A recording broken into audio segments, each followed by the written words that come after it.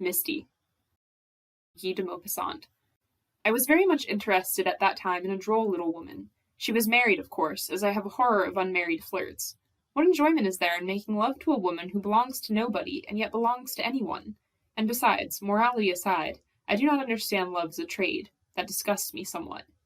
The especial attraction in a married woman to a bachelor is that she gives him a home, a sweet, pleasant home where everyone takes care of you and spoils you, from the husband to the servants.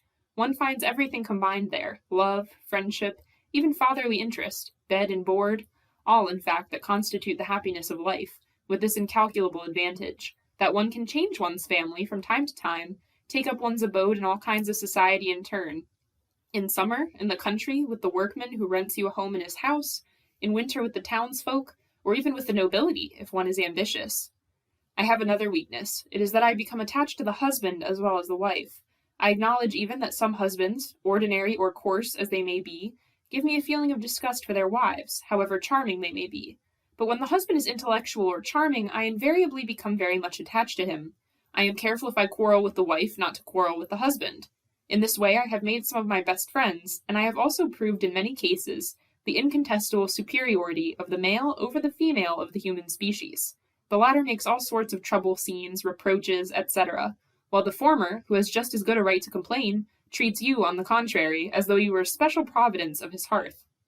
Well, my friend was a quaint little woman, a brunette, fanciful, capricious, pious, superstitious, credulous as a monk, but charming.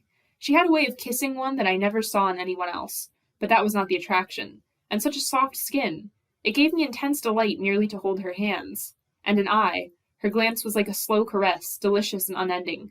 Sometimes I would lean my head on her knee, and we would remain motionless, she leaning over me with that subtle, enigmatic, disturbing smile that women have, while my eyes would be raised to hers, drinking sweetly and deliciously into my heart, like a form of intoxication, the glance of her limpid blue eyes, limpid as though they were full of thoughts of love, and blue as though they were a heaven of delights. Her husband, inspector of some large public works, was frequently away from home and left us our evenings free. Sometimes I spent them with her, lounging on the divan, with my forehead on one of her knees, while on the other lay an enormous black cat called Misty, whom she adored. Our fingers would meet on the cat's back and would intertwine in her soft, silky fur. I felt its warm body against my cheek, trembling with its eternal purring, and occasionally a paw would reach out and place on my mouth, or my eyelid, 5 unsheathed claws which would prick my eyelids, and then be immediately withdrawn. Sometimes we would go out on what we called our escapades. They were very innocent, however. They consisted in taking supper at some inn in the suburbs, or else, after dining at her house or at mine, in making the round of the cheap cafes, like students out for a lark. We would go into the common drinking places and take our seats at the end of the smoky den on 2 rickety chairs at an old wooden table. A cloud of pungent smoke, with which blended an odor of fried fish from dinner, filled the room. Men in smocks were talking in loud tones as they drank their petit verre, and the astonished waiter placed before us 2 cherry brandies. She, tremblingly afraid, would raise her double black veil as far as her nose, and then take her glass with the enjoyment that one feels at doing something delightfully naughty. Each cherry she swallowed made her feel as if she had done something wrong. Each swallow of the burning liquor had on her the effect of a delicate and forbidden enjoyment. Then she would say to me in a low tone, "Let us go." And we would leave, she walking quickly with lowered head between the drinkers who watched her going by with a look of displeasure. And as soon as we got into the street, she would give a great sigh of relief, as if we had escaped some terrible danger.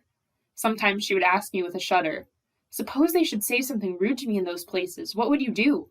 "Why, I would defend you, parbleu!" I would reply in a resolute manner, and she would squeeze my arm for happiness, perhaps with a vague wish that she might be insulted and protected, that she might see men fight on her account, even those men, with me.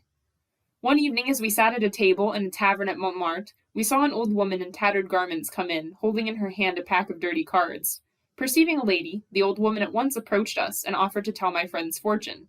Emma, who in her heart believed in everything, was trembling with longing and anxiety, and she made a place beside her for the old woman. The latter, old, wrinkled, her eyes with red inflamed rings around them, and her mouth without a single tooth in it, began to deal her dirty cards on the table. She dealt them in piles, then gathered them up, and then dealt them out again, murmuring indistinguishable words. Emma, turning pale, listened with bated breath, gasping with anxiety and curiosity.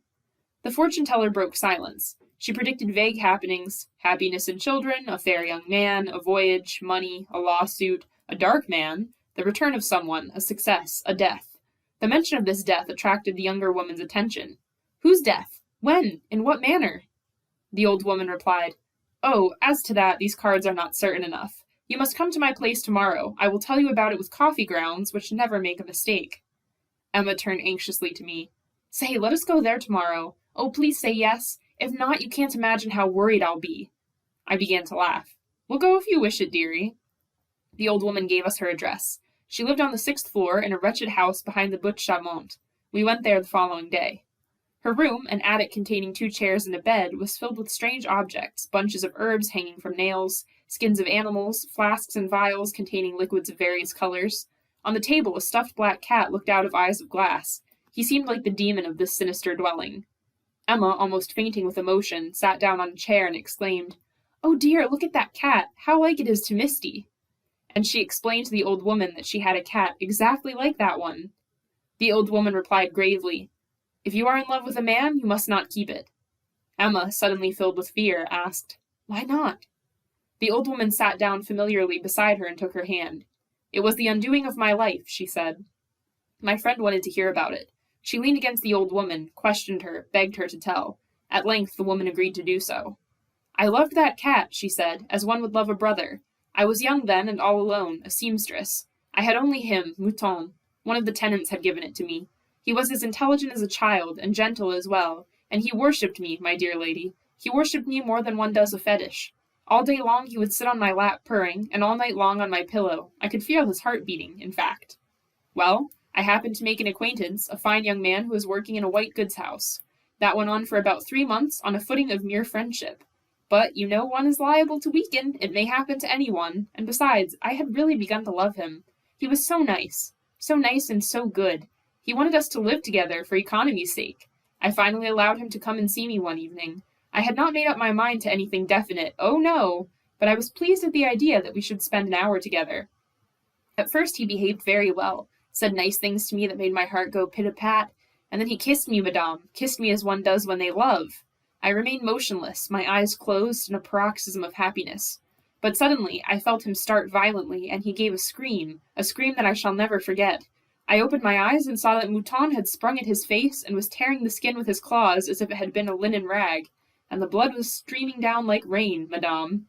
I tried to take the cat away, but he held on tight, scratching all the time, and bit me. He was so crazy. I finally got him and threw him out of the window, which was open, for it was summer. When I began to bathe my poor friend's face, I noticed that his eyes were destroyed, both his eyes.